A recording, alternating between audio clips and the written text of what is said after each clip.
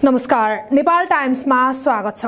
रुसले Ukraine विरुद्ध सैन्य कारबाही सुरु गरेको 6 महिना पूरा भएर 7औं महिना सुरु भएको छ। यही बीच बुधबार नै युक्रेनको 31औं स्वतन्त्रता दिवस मनायो, जुन दिवस रुसी आक्रमणकै कारण शोकमा परिणत भएको छ।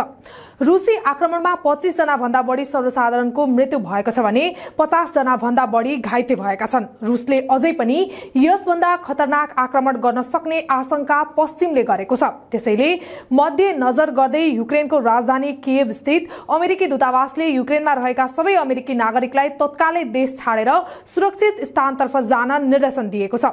जेलेन्स्कीले पनि रुसबाट निकै क्रूर किसिमको कारबाही हुने अनुमान गरेका छन्। अहिलेसम्म युद्धको नाम नदिएको रुसले त्यही आक्रमणबाटै युद्धको नाम दिन सक्ने अनुमान गरिएको छ। हालसम्म विशेष सैन्य कारबाही भनी सैन्य अड्डा तथा हतियार भण्डारणलाई रुसले तारो बनाएको छ। छिटफुट घटना बाहेक सकेसम्म कम सर्वसाधारणको हाताहाती होस् भन्ने विषयमा रुस सचेत छ। त्यसैले उसको कारबाही सुस्त गतिमा मात्र अघि बढिरहेको देखिन्छ। तर युद्धको घोषणासँगै नागरिक संरचनालाई समेत रुसले तारो बनाउन सक्छ।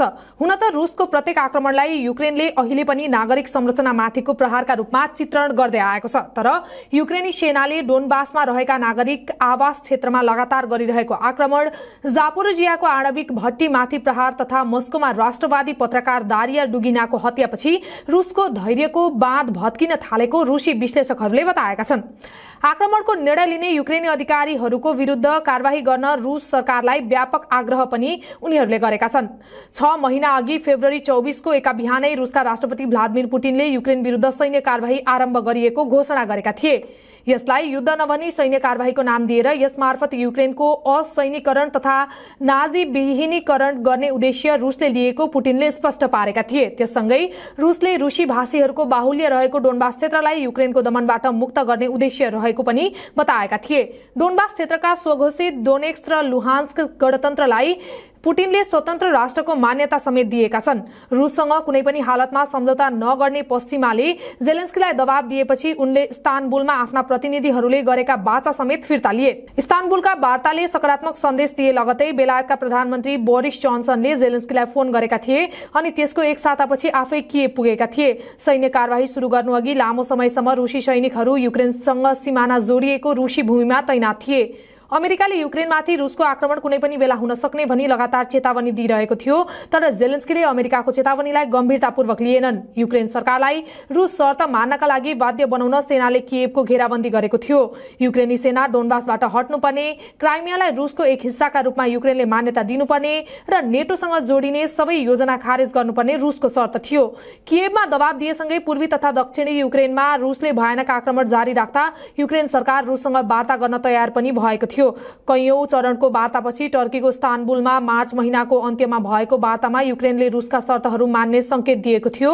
त्यसपछि दुई देशबीच थप अर्को वार्ताको वातावरण निर्माण गर्न रुसले आफ्ना सैनिकलाई किएभबाट हट्न आदेश दियो। तर रुससँग कुनै पनि हालतमा सम्झौता नगर्न पश्चिमले जेलेन्स्कीलाई दबाब दिएपछि उनले इस्तानबुलमा आफ्ना प्रतिनिधिहरूले गरेको वाचा समेत फिर्ता लिए। रुसले सैन्य कारबाही सुरु गरे लगतै पश्चिमले जेलेन्स्कीलाई देश छोडेर जान भने पनि उनले मानेका थिएनन्।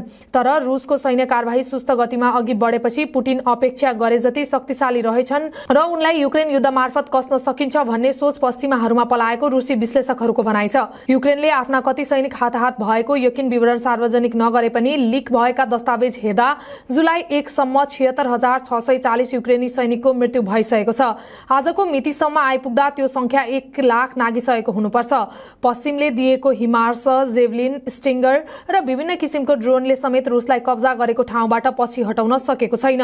खेर्सनबाट रुसलाई हटाउन प्रत्याक्रमणको विशाल कारबाही चलाउने भनी युक्रेनले 2 महिना अघि भनिरहे पनि अहिलेसम्म त्यस्तो कारबाही चलाउन सकेको छैन।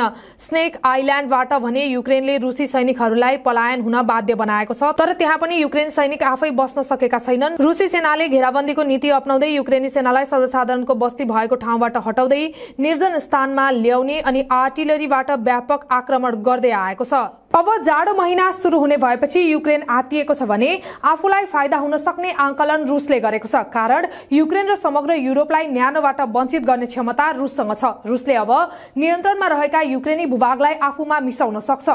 खेर्सन र जापोरोजियामा रुससँग मिसिने विकल्पका विषयमा जनमत संग्रह गराउन खोजिँदैछ। पश्चिमले युक्रेनलाई सार्थक सहयोग गर्न नसकेको अवस्थामा रुसले सहजताका साथ नियन्त्रित भूमिलाई आफूमा मिसाउनेछ र दक्षिण युक्रेनको निकोलाएभ शहरमा आक्रमण चर्काएर रुसले डोनबासबाट माल्दोभाको रुसी भाषी ट्रान्सनिस्ट्रियासम्मको स्थलमार्ग बनाउन खोजेको देखिन्छ। यदि त्यस योजनामा रुस सफल भएमा युक्रेन भूपरिवेष्टित राज्य बन्ने निश्चित नै छ।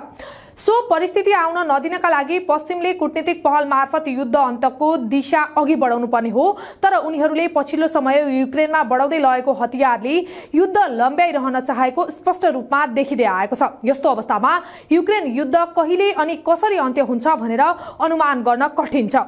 युक्रेन युद्धको सम्भावित अन्त्य कसरी हुन सक्ला? तपाईका विचारहरू अवश्य व्यक्त गर्नुहोला।